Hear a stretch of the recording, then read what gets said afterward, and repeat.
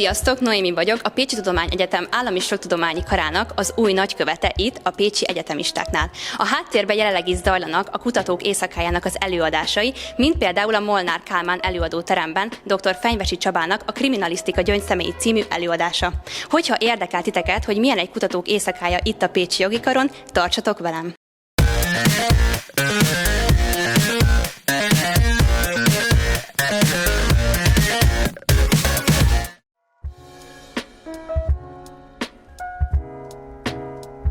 Hát magamat a szó legnemesebb értelmében is feministának tartom, éppen ezért nagyon szívesen foglalkozom olyan kérdésekkel, amelyek a nőket szakmai, akár szociális szempontból fókuszpontba helyezik, és mivel közigazgatási jogász vagyok, így azért adta magát a helyzet, hogy talán meg kellene vizsgálni a nőknek a közigazgatásban betöltött szerepét is.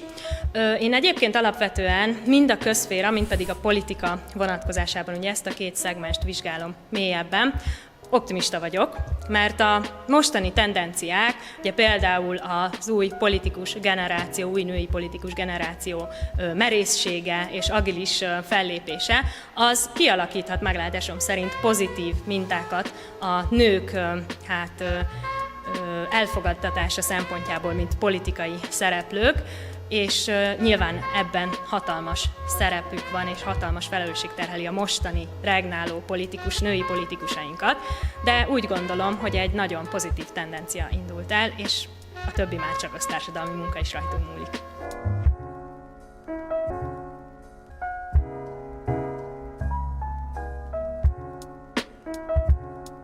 Hát azért választottam ezt az előadásformát, mert amit állítok, azt rögtön érdemes, meg kell is bizonyítani. Na most hát hogy lehet leginkább bizonyítani, van egy tétel, fölállítok egy tételt, és akkor azt mondom, hogy ehhez ezeket a példákat tudom fölhozni, amellyel bizonyítani tudom az én állításomnak a helyén valóságát.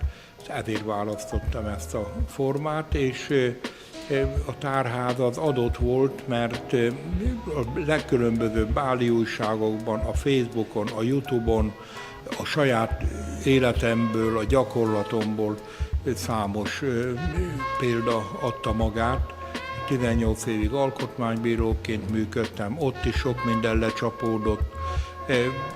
46. éve tanítok az egyetemen, itt is sok mindennel találkoztam, nem beszélve arról, hogy az én kutatási területem a jogalkotás volt, helyi és a központi jogalkotás, a kodifikációnak, a jogalkotásnak a hibái, gyermekbetegsége és a gyerekbetegségek között sajnos elég nagy helyet foglalnak el ezek a nyelvi képtelenségek.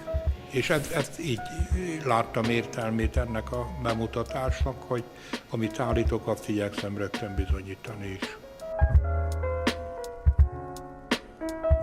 Ami az Árpád-kori legendákat, intelmeket illeti, ezekkel a jogtörténészek ritkábban foglalkoznak. Ezek olyan források, amelyek meghatározott személyek felmagasztalása, tipikusan szentélyavatása érdekében születtek, illetve hogy az intelmek Szent Istvánnak a fiához, Imre herceghez intézett iránymutatása volt, tehát ezek nem normatív tartalmú dokumentumok.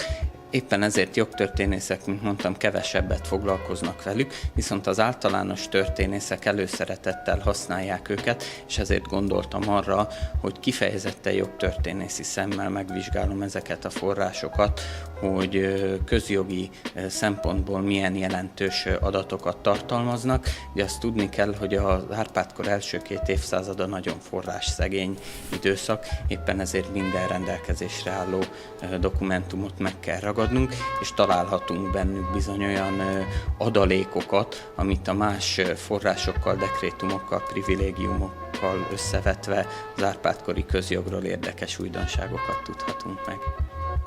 Egy szuper estén vagyunk túl, nekem elnyerte a tetszésemet az összes előadás, amit végighallgattam. Biztos vagyok benne, hogy az összes hallgatótársam, valamint rengeteg résztvevő hasznosabbnál hasznosabb tudással térhet haza. Remélem, a jövőben is megrendezésre kerülnek efféle események.